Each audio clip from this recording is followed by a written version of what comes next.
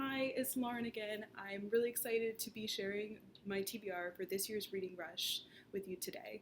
I will put all the links below to the website that kind of explains the Reading Rush, goes over the challenges, as well as gives you opportunities to sign up so you can earn badges if you participate, and you don't have to make a video to participate.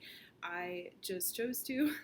The challenges are really interesting this year, and I'm really trying to hit all seven with 7 different books, but it only lasts 6 days. So I'm not going to read 7 books in 6 days. Everyone knows this. I know this. So what I'm going to do is have a choice for each of the challenges, but also have books that kind of fit multiple challenges so that I have a chance of actually completing all of the challenges without reading 7 books. And with that said, let me get into what the challenges actually are. So the first challenge is to read a book where the cover matches the color of your birthstone. My birthstone is a diamond, so I have a ton of choices in terms of color because there's, of course, your standard kind of colorless diamond, but then there's like pink and yellow and brown, everything like that.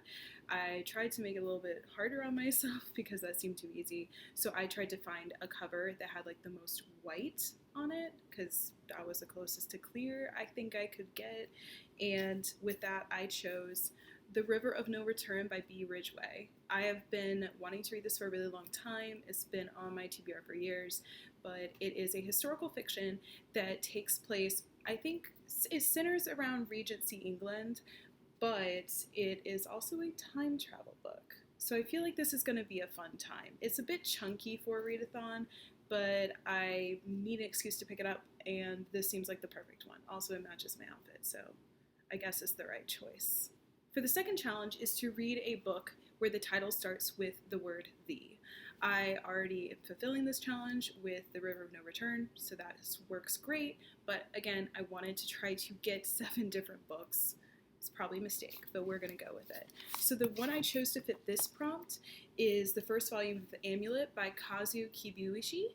The first one is called The Stonekeeper, so that works out great. So this centers around 2 kids, Emily and Navin, who have moved somewhere with their mom, and their mom is kidnapped by a monster. So they have to go and try to save her with the help of, I'm assuming, this little stuffed friends. I'm always here for this sort of thing. This is a middle grade graphic novel, and I do enjoy graphic novels quite a bit, but middle grade in general is not a genre I typically read. So this is going to be a light, fun, kind of a quick read, which is perfect for a readathon. The third challenge is a pretty tricky one for me. It is to read a book that inspired a movie that you have already seen. I really don't have any books in my collection that fit those parameters, so I'm going to cheat just a little bit. There is a new Netflix show, relatively new, for Locke and Key, and I have the graphic novel series. I read this a few years ago, but I have yet to watch the show. So the plan is to watch the show before the Reading Rush starts, so I'll be just watching that from here onward, and then pick up at least the first volume for Locke and Key, which is Welcome to Lovecraft. And I have heard that the show is pretty different from the graphic novels, but I'm kind of excited to see what differs. And I really like the story of Locke and Key, but I remember that one thing that wasn't my favorite about this particular graphic novel series is the art style is a little jarring sometimes. So I'm curious if I'll feel differently about that when on a reread. If for some reason I can't get to the Locke and Key show, I do have some backups. I also have on my Kindle the first Pretty Little Liars book by Sara Shephard. This one, of course, inspired the TV show Pretty Little Liars, which I watched years ago, so that one I wouldn't have to watch anything between now and the Reading Rush to complete this challenge. But I feel like I'm going to be less interested, I guess, in the actual book. I know it'll be a quick read, it's short, but it's not something I'm super excited about. But it has been on my list for a really long time, so it might be a good time to pick it up. So that's my backup plan if for some reason I can't finish the Locke and Key show Let me move my camera a little bit so that you can see. So the next challenge is to read the first book you touch. I feel like this can be interpreted in a lot of different ways. I've seen a lot of people just kind of like make a stack of books and just see which one they land on. But most of my physical books I've actually already read, and I'm trying to read as many kind of new experience books as possible. And most of those are on my Kindle. So as a kind of solution, I actually have a bowl here with all of my books that I have not read written on little pieces of paper. So I'm just going to draw one out, and hopefully it's not going to be anything like too crazy chunky.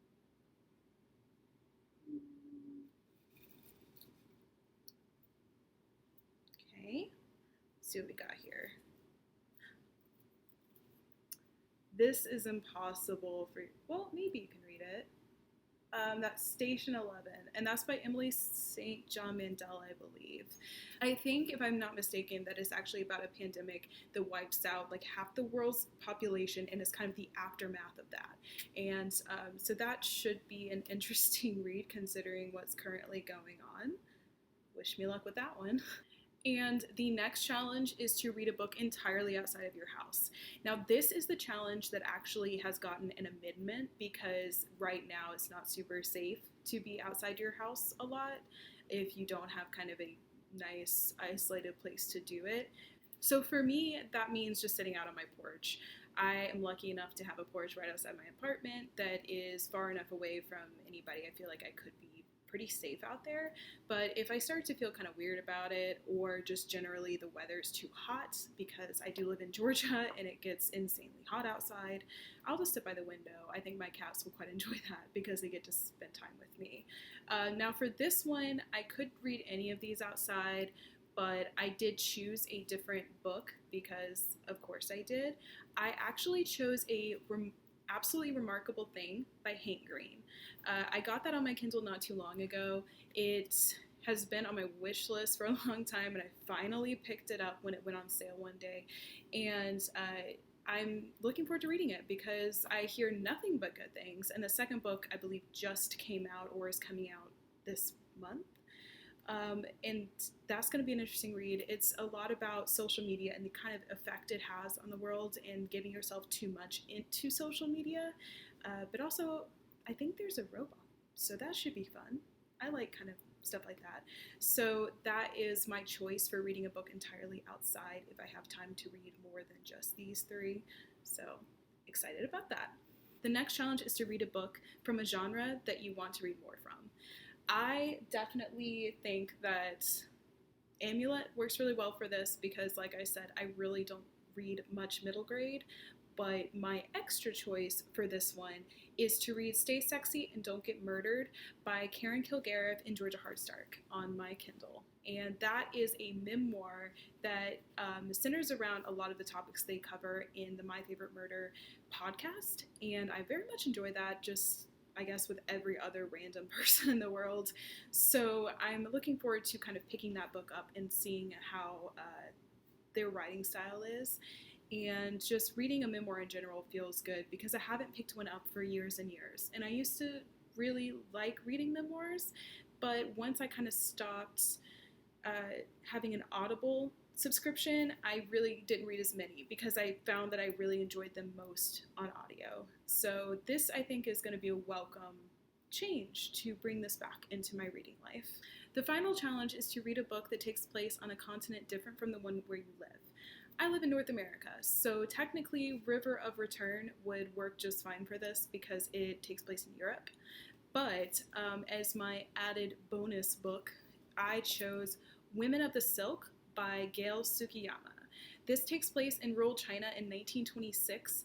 It really just centers around the factory workers at a silk factory and their first strike for the working conditions there. And everything I've heard is kind of a novel about sisterhood and about the just general connections that women make with each other. And I'm always up for a book that centers around a female narrative. So this one I think will be a really interesting pick. So those are the 7 books that I have chosen to complete the Reading Rush Challenge this year. Obviously, I don't think I'm going to get to all 7, but I think that if I read River of No Return Amulet, and Lock and Key, I think that fulfills all the challenges, especially if I pick one of those to read outside. So something kind of fun I decided to do with this particular reading rush situation is to actually try to vlog throughout the week. And so I can give real time updates and real reactions in the moment instead of just a wrap up at the end. I haven't decided yet if it's going to be a video every day, just like a little kind of amalgamation of clips, or if I'm going to wait till the very end and at that point just put all the clips together and then give you that video. I think I'll see how much I end up filming each day, because if it's only going to be a couple minutes, I don't feel like there's like a ton of point to throwing it in, and I probably will have the most to say once I finish each book, but I might have some reactions in the middle, especially with things that I'm a little more uncertain about, like if I end up reading Pretty Little Liars or even Lock and Key, because like I said before, the illustrations turned me off a bit. I read the whole graphic novel series anyway because I really love the story, but I'm curious if now that I've experienced more graphic novels since then, if the art style will bother me more. So that's going to be an interesting experiment, I think. But anyway, thank you so much for watching, and I will see you next time.